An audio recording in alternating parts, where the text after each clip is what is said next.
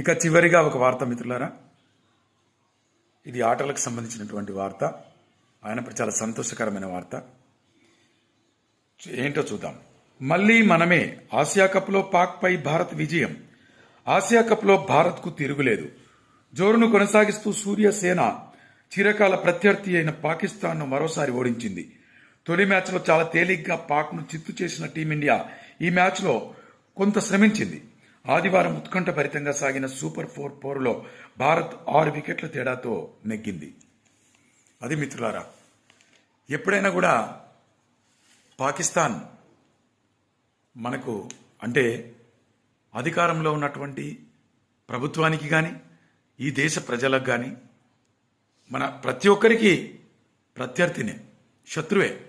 అక్కడే కాకుండా ఆటల్లో కూడా శత్రువే.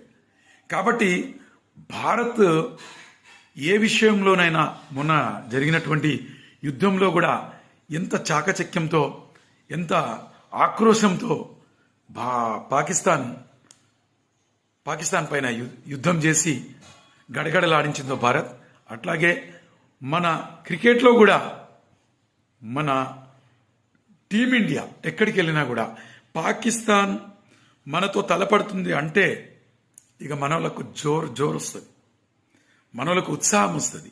పాకిస్తాన్ టీంని ఎట్లయినా ఓడించాలని చెప్పేసి ఉత్సాహం వస్తుంది.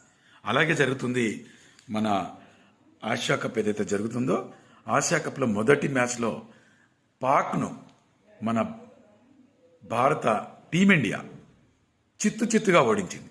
అట్లాగే నిన్న జరిగినటువంటి రెండో మ్యాచ్ కూడా పాకిస్తాన్తో జరిగింది. ఆ దాంట్లో కూడా చిత్తుగా ఓడించింది. మొదటి మ్యాచ్లో సునాయాసంగా కొంత ఇది అయినప్పటికీ మనకి రెండో మ్యాచ్లో కొంత మనోళ్ళు ఇబ్బంది పడాల్సినటువంటి అవసరం వచ్చింది. కొంత మళ్ళీ ఖచ్చితంగా చదువుకుంటారు. ఈ కప్పు మనకే వస్తుంది.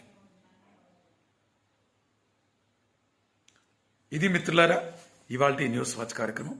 మరిన్ని వార్తల కోసం మరో న్యూస్ వాచ్లో మళ్ళీ కలుద్దాం. అప్పటి వరకు సెలవు. అప్పటి వరకు ఇంకా నా ఛానల్ను